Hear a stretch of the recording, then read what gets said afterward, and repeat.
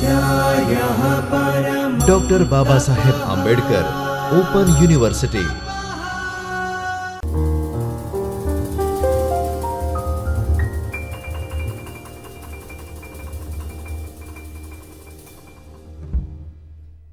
નમસ્કાર વિદ્યાર્થી મિત્રો, ડૉક્ટર બાબા સાહેબ આંબેડકર ઓપન યુનિવર્સિટીના ચૈતન્ય સ્ટુડિયોમાંથી હું આસિસ્ટન્ટ પ્રોફેસર માનસી ખટીક આપ સૌ વિદ્યાર્થી મિત્રોનું હાર્દિક સ્વાગત કરું છું.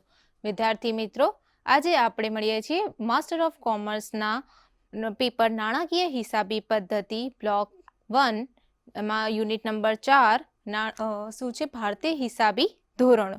આજે આપણે ભારતીય હિસાબી ધોરણો શું છે અને એ શાના માટે તૈયાર કરવામાં આવેલા છે તેની વિગતવાર આપણે ચર્ચા કરીશું, અને જેને આપણે ઇન્ડિયન અકાઉન્ટિંગ સ્ટાન્ડર્ડ પણ કહેવામાં આવે છે. ઇંગ્લિશ વર્ડ છે એનો ઇન્ડિયન અકાઉન્ટિંગ સ્ટાન્ડર્ડ. હવે વિદ્યાર્થી મિત્રો, સૌપ્રથમ આજની આપણે રૂપરેખા જોઈએ તો પ્રસ્તાવનાથી શરૂઆત કરીશું. ત્યારબાદ આપણે ભારતીય હિસાબી ધોરણો શાના કારણે અસ્તિત્વમાં આવ્યા તેના ઇતિહાસની વાત કરીશું.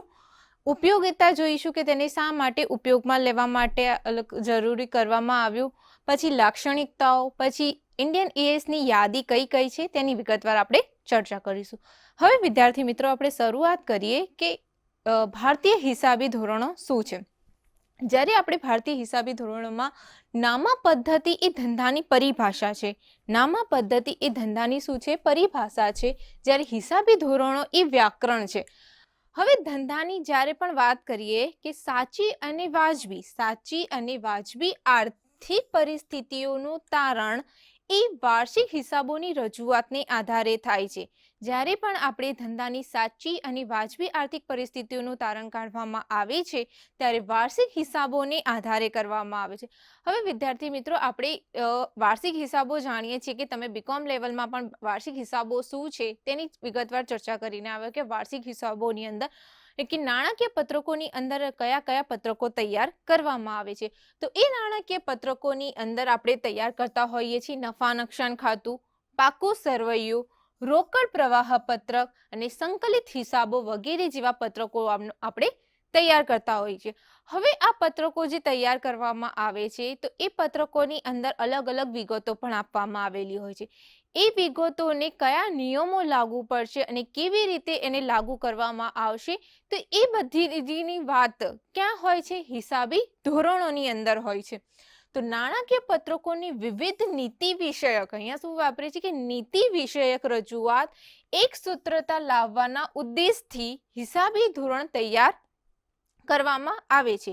કે નાણાકીય પત્રકોની અંદર કયા? તો નફા નુકસાન ખાતું, પાકું સરવૈયું અને રોકડ પ્રવાહ પત્રક જેવા અલગ અલગ પત્રકોના એમાં શું છે કે નીતિ વિષયક રજૂઆત. નીતિ વિષયક એટલે કે સમાન ધોરણોને અનુસરે તેવા રજૂઆત કરતા એક સૂત્રતા લાવવાના, એટલે કે અલગ કંપની અલગ જે નિયમોને ફોલો કરે, બીજી કંપની બીજા નિયમોને ફોલો કરે. અહીંયા એવું નહીં, બટ જેટલી બી કંપનીઓ છે તે એક જ નિયમોને અનુસરે, એટલે કે એક સૂત્રતા લાવવાના ઉદ્દેશથી હિસાબી ધોરણો તૈયાર કરવામાં આવ્યા. આ પત્રકોની રજૂઆતમાં ઘસારાની જોગવાઈઓ, આખા સ્ટોકના મૂલ્યાંકનની વિવિધ પદ્ધતિઓમાં એક સૂત્રતા લાવવાનો ઉદ્દેશ છે.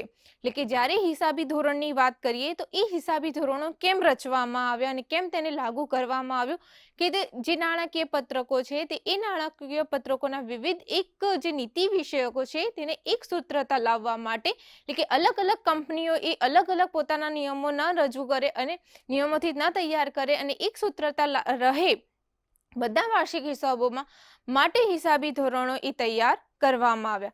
હવે આ જે હિસાબી ધોરણો તૈયાર કરવામાં આવ્યા તો એ હિસાબી ધોરણોની અંદર જે નાણાકીય પત્રકો છે તો એ નાણાકીય પત્રકોમાં કઈ કઈ વિગતો સમાવેશ થાય છે અને એ વિગતોની અંદર આપણે જોઈએ તો કે ઘસારાની જોગવાઈઓ. હવે આપણે વિદ્યાર્થી મિત્રો જાણીએ છીએ કે જે ઘસારાની જોગવાઈઓ છે તો એ ઘસારાની જોગવાઈઓને આપણે જ્યારે ઘસારાની પદ્ધતિની વાત કરીએ તો એમાં સીધી લીટીની પદ્ધતિ અને ઘટતી જતી બાકીની પદ્ધતિની વાત કરીએ તો અમુક કોઈ કંપની છે તો એ સીધી લીટીની પદ્ધતિને અનુસરીને, અમુક કોઈ કંપની છે તે એ ઘટતી જતી બાકીની પદ્ધતિને અનુસરે. તો આ બે પદ્ધતિને અનુસરવા માટે એટલે એક જ નિયમો રાખવા માટે ભારતીય હિસાબી ધોરણો તૈયાર કરવામાં આવ્યા. જ્યારે આખા સ્ટોકના મૂલ્યાંકનની વાત કરીએ તો આખા સ્ટોકના જ્યારે મૂલ્યાંકનની વાત કરીએ ત્યારે એની અંદર બે લીફો પદ્ધતિ અને ફીફો પદ્ધતિ કે ફર્સ્ટ ઇન જે હોય છે તે અને લાસ્ટ હોય છે તે લિસ્ટ ઓન વાળું હોય છે કે લીફો પદ્ધતિ કે અહીંયા જ્યારે આખા સ્ટોકના મૂલ્યાંકનની વાત કરવામાં આવે ત્યારે બે પદ્ધતિઓ આવે છે, લીફો અને ફીફો. તો આવી રીતે એની એક સૂત્રતા જાળવવા માટે શું કરવામાં આવ્યું છે, ભારતીય હિસાબી ધોરણો આવ્યા છે. આ ઉપરાંત જ્યારે આંતરરાષ્ટ્રીય વેપાર માટે હિસાબો સમાંતર રાખવા માટે, હવે આપણા જે દેશમાં છે કે એ દેશમાં તો જે વાર્ષિક હિસાબો તૈયાર થાય છે, પરંતુ જ્યારે આંતરરાષ્ટ્રીય જ્યારે વેપારની વાત કરવામાં આવે ત્યારે એની એક સૂત્રતા લાવવા માટે પણ શું હોય છે, એ સમાંતર રાખવા માટે પણ હિસાબી ધોરણો અનુસરવામાં આવ્યા છે. તો આ આંતરરાષ્ટ્રીય નાણાકીય પ્રકટીકરણના અનુસંધાને ભારતમાં ભારતીય હિસાબી ધોરણને વિકસાવવામાં આવ્યા છે. તો આ ઉપરાંત કે આંતરરાષ્ટ્રીય વેપાર માટે એ શું છે કે હિસાબોમાં સમાનતા રાખવા માટે જે બી હિસાબો લખવામાં આવે, કોઈ બી કંપની હોય કે દેશ વિદેશના જે બી હિસાબો હશે તેમાં એક સમાનતા અને એક રૂપતા રહેશે, એ ઉદ્દેશ્ય આ હિસાબી ધોરણો તૈયાર કરવામાં આવ્યા. તો આ હતી આજની પ્રસ્તાવના. હવે વાત કરીએ તેનો અર્થ. હિસાબી ધોરણ એ નાણાકીય હિસાબોના અહેવાલની રજૂઆતમાં સમાનતા લાવવાના ઉદ્દેશથી એટલે આપણે જોયું કે જે બી નફા નુકસાન પત્રક છે કે રોકડ પ્રવાહ પત્રક જે પાકું સરવૈયું છે તેને એક સમાન બધી કંપનીઓને બધા દેશ વિદેશો બનાવે એ રીતે એક સમાનતા લાવવા માટે આ હિસાબી ધોરણો છે એટલે કે ભારતીય ચાર્ટર્ડ એકાઉન્ટ સંસ્થા દ્વારા તૈયાર કરવામાં આવે છે. કોના દ્વારા તૈયાર કરવામાં આવે તો એ ભારતીય ચાર્ટર્ડ એકાઉન્ટ સંસ્થા દ્વારા તૈયાર કરવામાં આવે છે. શું તો નાણાકીય હિસાબોના અહેવાલની રજૂઆતના સમાનતા લાવવાના ઉદ્દેશ્યથી ભારતીય ચાર્ટર્ડ એકાઉન્ટ સંસ્થા દ્વારા તૈયાર કરવામાં આવે છે. શું તો ભારતીય હિસાબી ધોરણો જે સમગ્ર હિસાબી વ્યવસાયને કોને લાગુ પડે છે, તો સમગ્ર હિસાબી વ્યવસાયને લાગુ પડે છે અથવા તો તે પૈકી કોઈ એક વર્ગને લાગુ પડે છે. સમજી લો કે કોઈ હિસાબી ધોરણોમાં કોઈ અલગ કંપની છે, જ્યારે આપણે સામાન્ય વીમા કંપનીની વાત કરીએ તો એને અલગ નિયમો ધોરણોને અનુસરવા પડતા હોય છે, જ્યારે અલગ જે કે ફાઇનાન્શિયલી જેવી રીતે કોઈ કંપની છે તો એને અલગ નિયમો લાગુ પડતા હોય છે. તે કોઈ એક વર્ગને એ લાગુ પડતું એક હિસાબી ધોરણ છે. ઇતિહાસમાં જઈએ આપણે તો ઇતિહાસ શું કહે છે કે જ્યારે ભારતમાં ચાર્ટર્ડ એકાઉન્ટ સંસ્થા દ્વારા 21મી એપ્રિલ 1997 ના રોજ એકાઉન્ટિંગ સ્ટાન્ડર્ડ બોર્ડ ASB ની સ્થાપના કરવામાં આવી. આ બોર્ડની સ્થાપનાનો ઉદ્દેશ હિસાબી નીતિઓનો વિવિધતા અને અમલમાં રહેલી વિસંવાદિતતા દૂર કરવાનો, એકરૂપતા લાવવાનો હતો. એટલે આ જે બોર્ડ નીમવામાં આવી કે કઈ તો એકાઉન્ટિંગ સ્ટાન્ડર્ડ બોર્ડ્સ ને ઉદ્દેશ્ય શું હતો કે હિસાબી જે બી નીતિઓ છે, નિયમો છે તેની વિવિધતા એટલે એક જ સ્વરૂપમાં બનાવવામાં આવે અને તેમાં રહેલી વિસંવાદિતતાને દૂર કરીને એકરૂપતામાં લાવવાનો હતો. ધંધાકીય એકમમાં પ્રવર્તતા અનુમાનો, પ્રણાલિકાઓ, કાયદાઓ અને ધંધાકીય પર્યાવરણ ધ્યાનમાં લઈએ તો એમાં હિસાબી ધોરણો નક્કી કરે છે. આ સમિતિમાં ઉદ્યોગના પ્રતિનિધિઓ, કંપની લો બોર્ડ, સીધા કરવેરાનું મધ્યસ્થ બોર્ડ અને ભારતના ઓડિટર જનરલ તરીકે આમાં ભારતમાં હિસાબી ધોરણના પ્રતિનિધિઓ પણ સમાવેશ કરવામાં આવ્યો છે. ભારતમાં હિસાબી ધોરણના વિકાસમાં પ્રથમ ભારતીય સામાન્ય સ્વીકૃતિ હિસાબી સિદ્ધાંતો કયા, તો જેને ઇન્ડિયન ગેપ કહેવામાં આવે છે તરીકે ઓળખવામાં આવે છે. એટલે કે ગેપનો ફૂલ ફોર્મ શું છે? General accepted accounting principal.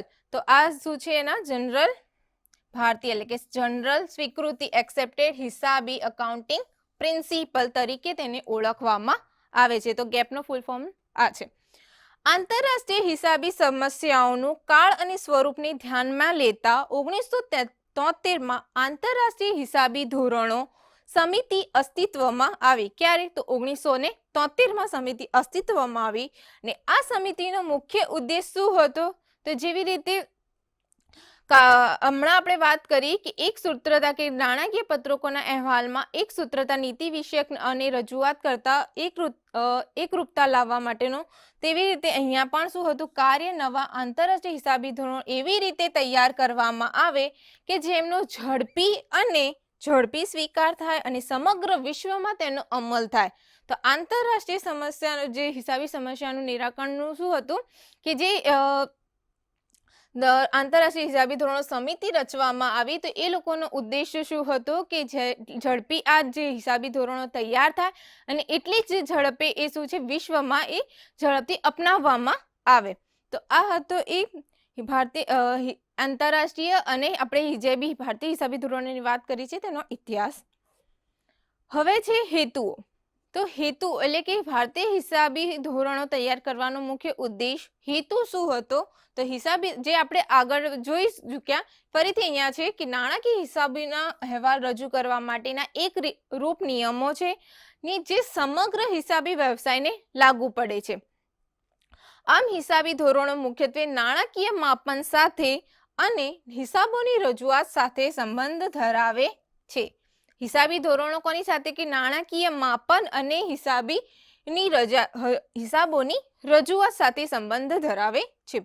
હિસાબી ધોરણો ભારતમાં પ્રચલિત બને, હિસાબી અહેવાલ અને પત્રકોમાં એકરૂપતા લાવે. એટલે કે હિસાબી અહેવાલ અને પત્રકો તો કયા, નાણાકીય નફા નુકસાન ખાતાનું પત્રક, પાકો સરવૈયાનું, પછી રોકડ પ્રવાહ પત્ર. તો આવા બધા પત્રકોમાં એકરૂપતા રહે, બધી કંપનીઓને એકરૂપ બધા પત્રકો તૈયાર કરવામાં આવે, એ હેતુથી આંતરરાષ્ટ્રીય હિસાબી ધોરણોને સમકક્ષ બને તે મુખ્ય હેતુ છે. કે આંતરરાષ્ટ્રીય જે હિસાબી ધોરણોને સમકક્ષ બને તે ઉદ્દેશ્યથી ભારતીય હિસાબી ધોરણો પણ તૈયાર કરવામાં આવે છે.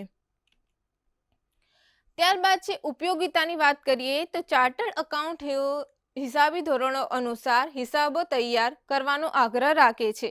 કોણ? તો ચાર્ટર્ડ એકાઉન્ટન્ટ હિસાબી ધોરણો અનુસાર હિસાબો તૈયાર કરવાનો આગ્રહ રાખે છે. આથી સમગ્રતા, ગેરવર્તણૂક કે બિન આવડતને અવકાશ રહેતો નથી. એકરૂપ નિયમોને આધારે જે હિસાબી ધોરણો તૈયાર કરવામાં આવે છે તેમાં સમગ્રતા અને ગેરવર્તણૂક કે બિન આવડતને અવકાશ રહેતો નથી. પછી વાત કરીએ તો નાણાકીય પત્રકોનો ઉપયોગ કરનારા જે શેર હોલ્ડરો છે, કે જે બી નાણાકીય પત્રકોનો ઉપયોગ કરે છે, શેર હોલ્ડર, કંપનીના જે લેણદારો, ગ્રાહકો, કર્મચારીઓ વગેરે પોતપોતાના હેતુ માટે જે હિસાબી માહિતીનો ઉપયોગ કરે તેને વધુ વિશ્વાસપાત્રતા હિસાબી ધોરણો બનાવે છે. કે જે બી નાણાકીય પત્રકોનો ઉપયોગ કરતા હોય છે, શેર હોલ્ડરો છે, કંપનીના લેણદારો છે, ગ્રાહકો છે, કર્મચારીઓ છે, તો એ માટે મદદરૂપ રહે તે પોતાના કર્મચારીઓ માટે હેતુ માટે કે માહિતીનો ઉપયોગ કરીને વધુ વિશ્વાસપાત્ર હિસાબી ધોરણો રહે એ માટે આનું શું છે, હિસાબી ધોરણ તૈયાર કરવામાં આવે છે. જો હિસાબો નક્કી કરેલા હિસાબી ધોરણો પ્રમાણે તૈયાર થાય, જો જે બી હિસાબો છે તે હિસાબી ધોરણો પ્રમાણે તૈયાર થતા હોય તો આંતર કંપની અને અન્ય કંપની સાથેની સરખામણી સરળતાથી કરી શકાય. તો આંતર કંપની એટલે કે જે બી હિસાબો તૈયાર કરવામાં આવે તે હિસાબોની ધોરણોને આધારે તૈયાર કરવામાં આવે તો આંતર કંપની અને અન્ય કંપની સાથેની સરખામણી કેવી રીતે સરળતાથી કરી શકાય. હિસાબી ધોરણો રજૂ થતા રાષ્ટ્રીય અને આંતરરાષ્ટ્રીય કક્ષાએ, હિસાબી ધોરણો રજૂ થતા આંતરરાષ્ટ્રીય અને રાષ્ટ્રીય કક્ષાએ હિસાબી અહેવાલ અને પત્રકોની રજૂઆતમાં ગુણવત્તાયુક્ત સુધારા થયા છે. એટલે ધીરે ધીરે જે બી એમાં સુધારા કરવામાં આવ્યા છે હિસાબી ધોરણમાં કે આંતરરાષ્ટ્રીય હિસાબી ધોરણમાં તેની વાત કરવામાં આવી છે. પછી લાક્ષણિકતાઓની વાત કરીએ તો એમાં કયા કયા લક્ષણોનો સમાવેશ થાય છે, તો ભારતીય હિસાબી ધોરણો એ આવકનું એક સંપાદન છે. તેમાં ખર્ચા, મિલકતો, જવાબદારીઓ અને ઇક્વિટી ને લગતી બાબતોનો સમાવેશ થાય છે. શું છે ભારતીય હિસાબી ધોરણમાં કઈ કઈ બાબતોનો સમાવેશ થાય, તો આવકને જે બી સંપાદન છે, ખર્ચાઓ, મિલકતો, જવાબદારીઓ, ઇક્વિટીઓ વગેરેને અહીંયા સમાવેશ થાય. પછી ભારતીય હિસાબી ધોરણો એ આંતરરાષ્ટ્રીય નાણાકીય અહેવાલના ધોરણોને કેન્દ્રમાં રાખી તૈયાર કરવામાં આવે છે. જે ભારતીય હિસાબી ધોરણો છે તે કોને કેન્દ્રમાં રાખીને તૈયાર કરવામાં આવ્યા છે, તો એ આંતરરાષ્ટ્રીય નાણાકીય અહેવાલના ધોરણોને કેન્દ્રમાં રાખીને તૈયાર કરવામાં આવ્યા છે. ભારતીય હિસાબી ધોરણો દ્વારા તૈયાર થયેલા હિસાબો સાચા અને વ્યાજબી ખ્યાલને અનુસરે છે. શું કહે છે અહીંયા કે જે બી ભારતીય હિસાબી ધોરણો છે તે કેવા સાચા અને વ્યાજબી ખ્યાલને અનુસરતા હોય છે. ભારતીય હિસાબી ધોરણો દ્વારા તૈયાર થયેલ પત્રકો એમાં એની વિશ્વસનીયતા વધે, તેની વિશ્વસનીયતા વધે તેવી રીતે ધોરણો તૈયાર કરવામાં આવે છે. એટલે કે એમાં શું કહેવામાં આવે છે ભારતીય હિસાબી ધોરણો કે સુસંગતતા રહે, પછી તેની તુલનાત્મકતા રહે અને એ વિશ્વસનીયતા જળવાઈ રહે માટે ભારતીય હિસાબી ધોરણો તૈયાર કરવામાં આવે છે. તો આ હતી વિદ્યાર્થી મિત્રો ભારતીય હિસાબી ધોરણોની લાક્ષણિકતા. હવે વાત કરીએ કે ભારતીય હિસાબી ધોરણોની યાદી અને વિવરણ, એટલે કે જે ભારતીય હિસાબી ધોરણો તૈયારમાં પ્રકરણ 1માં પ્રથમ ભાગમાં શું છે, દ્વિતીય ભાગમાં શું છે, એની વાત અહીંયા કરવામાં આવે છે. તો અહીંયા બતાવવામાં આવ્યું છે કે પ્રથમ ભાગમાં કયા વિષય અંગેનું ધોરણ છે તેનો અમલ કેવી રીતે કરવાનો છે તે જણાવવામાં આવે છે. એટલે કે જે બી ભારતીય હિસાબી ધોરણો છે બનાવવામાં આવ્યા છે તેના પ્રથમ ભાગમાં કયા વિષય અંગેનું ધોરણ છે તેની વાત કરે છે અને તે કેવી રીતે અમલ કરવાનો છે અને તે જણાવવામાં આવે છે. બીજા ભાગની વાત કરીએ તો બીજા ભાગની અંદર પ્રારંભિક એટલે કે ઇન્ટ્રોડક્શન એવું નામ આપવામાં આવે છે અને તેમાં આ ધોરણ શા માટે જરૂરી બન્યું છે, જે ધોરણ તૈયાર કરવામાં આવ્યા છે એ ધોરણ શા માટે આપણા માટે કંપની જે બી ધોરણ તૈયાર કરવામાં આવે છે તે શા માટે જરૂરી બન્યું છે તેની વાત એ કયા બીજા ભાગમાં કરે છે ને હાલમાં કઈ રીતે તે બાબત અંગેના હિસાબો લખાયા છે, તે બાબત અંગે કેવા હિસાબો, કઈ રીતે હિસાબો લખાય છે તે અને કઈ ખામીઓ અને વિસંગતતાઓ છે તે વગેરેનો ઉલ્લેખ કરે છે બીજા ભાગમાં. ત્યારે ત્રીજા ભાગની વાત કરીએ તો ત્રીજા ભાગની અંદર સમજૂતી કે ખુલાસા એક્સપ્લેનેશન તરીકે આપવામાં આવ્યા છે કે ત્રીજા ભાગને જે બી હિસાબી ધોરણો આપ્યા છે તેની અંદર સમજૂતી અને ખુલાસા તરીકે આપવામાં આવે છે. તેમાં પ્રગટ કરેલ ધોરણોમાં વપરાતા કેટલાક પદોની વ્યાખ્યા અને સમજૂતી આપવામાં આવે છે તથા જે ધોરણોની ભલામણ કરવામાં આવી છે હોય તેને પૂર્વ ભૂમિકારૂપ વિગતો આપવામાં આવે છે અને ખાસ કરીને ધોરણોના મુખ્ય પાઠમાં જે વિગતો જણાવેલી હોય તો તેની વિગતવાર સમજૂતી આપવામાં આવી છે. અને જ્યારે ચોથા ભાગની વાત કરીએ તો ચોથા ભાગની અંદર ખરેખર પાઠ છે જેમાં અનુસરવાની ભલામણો આપવામાં આવી છે. એટલે કે જે ચોથો ભાગ ધોરણોનો ખરેખર પાઠ છે કે જે અકાઉન્ટિંગ સ્ટાન્ડર્ડ ધોરણ જે બી 1 છે 2 છે એને શું છે ખરેખર અનુસરવાની ભલામણો આપવામાં આવી છે.